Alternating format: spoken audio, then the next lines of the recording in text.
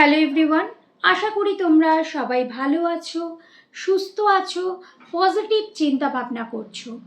তো আজকে যে বিষয়টা নিয়ে তোমাদের সামনে আলোচনা করতে এলাম সেটা হলো পাস্ট লাইফ রিগ্রেশন। এই পিএলআর, এই কথাটা অনেকের কাছে পরিচিত, আবার অনেকের কাছে বিষয়টা অপরিচিত। এইটা নিয়ে অনেকের মতবিরোধ রয়েছে। এখানে একটা বিলিফ সিস্টেম কাজ করে কি, যে অতীত জীবন কি সত্যি আছে। তো এই অতীত জীবন আছে কি না এটা জানার জন্য বিভিন্ন রাইটারের বই আছে, বিভিন্ন ছোট ছোট ভিডিওস আছে, সেগুলো একটু স্টাডি করে নিতে হবে।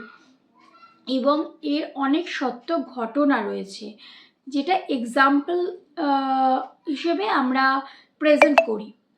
তো এটা একটু বোঝার বিষয় আছে। সোল কন্ট্রাক্ট বলা হয় আমরা যা কিছু, মানে আমাদের একটা জন্ম নয়, আমাদের এর আগেও অনেক জন্ম রয়েছে।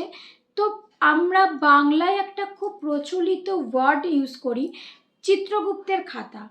তো এইটাই যদি আমরা দেখতে চাই তবে দেখতে পাই যে আমরা যা যা করে এসেছি এতদিন, তার কিন্তু একটা ইউনিভার্সের কাছে এক স্টোর থাকে। আমরা কোনো মানুষের সাথে খারাপ করলে সেটাও ইউনিভার্সের কাছে স্টোর থাকবে, এবং কোনো মানুষের সাথে ভালো করলে সেটাও কিন্তু ইউনিভার্সের কাছেই স্টোর থাকবে। তো আমরা যে এই যে সোল, বলা হয় যে সোল নিজে ডিসাইড করে আমি কার ঘরে জন্মাবো, আমার কার ঘরে জন্মালে আমার কর্মাটা রিলিজ হবে। আমরা কিন্তু এখানে সবাই কর্মা রিলিজ করতে আসি, আমাদের কর্মাটা কমপ্লিট হয়ে যায়, আমরা চলে যাই। তো এটা একটা জেলখানার মতো। তো এটা যদি আমরা দেখি তবে দেখা যায় যে এই যে সোল কন্ট্রাক্ট রয়েছে আমাদের, আমাদের যে পুরনো জন্মের, মানে আমাদের তিনটে কর্মা রয়েছে। একটা হচ্ছে প্রারব্ধ কর্মা, একটা ক্রিয়মান কর্মা, একটা হলো সঞ্চিত কর্মা। তো এই যে তিনটে কর্মা, প্রারব্ধ কর্মা কি? প্রারব্ধ কর্মা হলো আমরা কি নিয়ে এসেছি, আমাদের কি কোন কর্মাটা আমরা নিয়ে এসেছি, সেটা হলো প্রারব্ধ কর্মা। ক্রিয়মান কর্মা মানে আমরা এখন কি করছি, আমাদের এই জীবনেও আমরা অনেক ভালো কাজ করি, অনেক খারাপ কাজ করি, তো এটা হলো ক্রিয়মান কর্মা। আর হলো সঞ্চিত কর্মা, আমরা এই জন্ম থেকে কোন কর্মাটা সঞ্চয় করে নিয়ে যাচ্ছি, সেটা হলো সঞ্চিত কর্মা। তো এই কর্মাগুলো রিলিজ করার প্রয়োজন রয়েছে, তার জন্যই কিন্তু আমাদের জন্মটা হয়।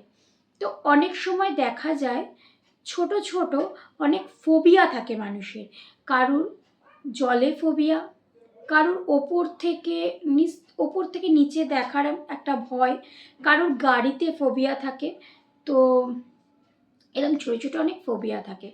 তো দেখা যায় যে যখন আমরা তাদেরকে পিএলআরে নিয়ে যাই, পাস্ট লাইফ রিগ্রেশনে নিয়ে যাই, তখন আমরা দেখি যে তাদের সেইভাবে মৃত্যু হয়েছিল, বা তাদের সেই জায়গায় একটা ভয়ের কোনো কারণ ছিল, সেই জন্য সেই এখনও তাদের মধ্যে সেই ফোবিয়াটা থেকে গেছে। তো আমি একটা খুব ছোট্ট এক্সাম্পল তোমাদের সাথে শেয়ার করছি। একটি ছেলেটি পিএলআর সেশন নেওয়ার জন্য এলো। তো তার 3টে সেশন লেগেছিল। তো সে ছোট থেকেই তার বাবাকে সহ্য করতে পারতো না। তো তার মা বলছে যে তার বাবা তাকে যথাসাধ্য দেওয়ার চেষ্টা করছে এবং তার মন পাওয়ার জন্য অনেক কিছু করছে, কিন্তু ছেলেটি কিন্তু কোনোভাবেই তার বাবাকে সহ্য করতে পারে না। তো ছেলেটি যখন বড় হলো তখন মানে সে রিয়েলাইজ করলো যে আমি এই জিনিসটা ভুল করছি, তো আমার এই জিনিসটাকে দেখার প্রয়োজন রয়েছে। তো সে যখন জিনিসটা দেখতে গেল, সে দেখলো যে তার বাবা, এটা তার নিজস্ব মতামত যে তার বাবা কিন্তু তার আগের জন্মের, প্রিভিয়াস যে জন্মটা ছিল সেই জন্মের মার্ডারার। তো সে একটু ভালো করে খেয়াল করলে দেখা যাবে সেই লোকটা, সেই মানুষটা এই মানুষটাকে একবার মার্ডার করেছে, একবার কষ্ট দিয়েছে, মার্ডার করেছে, সে মারা গেছে।